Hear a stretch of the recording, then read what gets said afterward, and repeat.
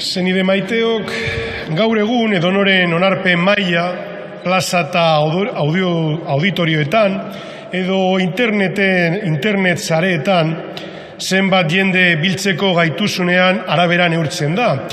Erza da ikus entzule kopurutzaz itxutuz, ardura bakartzat numeroak izatea. Ta ele izan ere gertatzen jaku. Estatistika osotu nahian, burua uste handia jasaten doguz. Bataio gitxi, aitortza gitxi, eskontza gitxi, eta hileta asko. Honez gain, egunekotasunean, merkatal zentroetan, garraio publikoetan, tramiteak egiteko jasan beharrezko hilaretan, askotan aurkezten gara jendetxaren aurpegi alpalgarri egaz.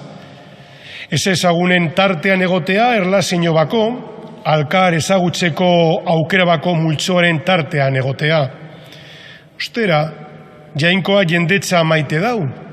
Sinai mendiko magalean, ieska doan multzoaren aurrean aurkezten da, eta hauren gaitik egindaben guztia azaldu, ta gero jendetza izatetik jaunaren herri izatera bihurtuko direlaren promesa egiten deutze. Evangelioan ere, Jesus jendetxerekin topo egiten dau. Nekatuta eta usturi dagoan jende multzoarekin, eta ureta zerrukitu egiten da. Baliteke, jentearen nortasun gabekeria, pertsonaltasuneza, zehaztasuneza izatea Jesusen arduritatiriko bat. Gu pilatzen garenean moduan, iruzurren menperrez jausteko gai bihurtuz, erabalgerri eta balio bidetzat hartuz, eta babesgabe eta sakabanuturik bizidan evangelioan agertzen dan jendetza, Jesusen samurtuzunarekin aurkitzen da, eta ustaren irudi itxoropentsuaren bidez, bere ikaslei azaltzen dautze. Zertarako,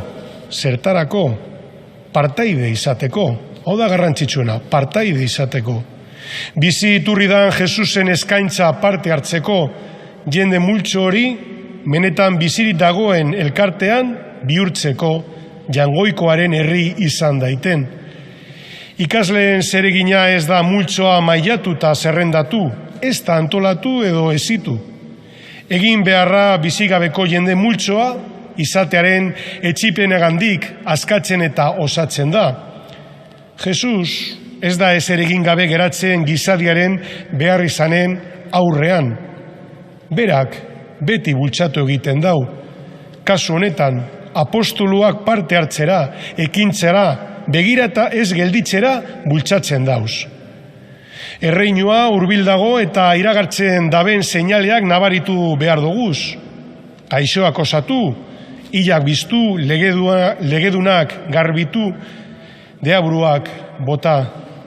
Zenide maiteok, Jesusen evangelioa ezin da zebatu, norberen atseginera bihurtu, lan hori espirituari dagokio. Ez dauka salneurririk eta ez da saltzen. Ez da batzuen monopolioa eta ez dau manipulaziorik onartzen. Evangelio barri ona da eta guztio gagoz zeregin berberak deituak. Mundu honetan gizotasuna, onberatasuna nagusitu daiten lan egitera.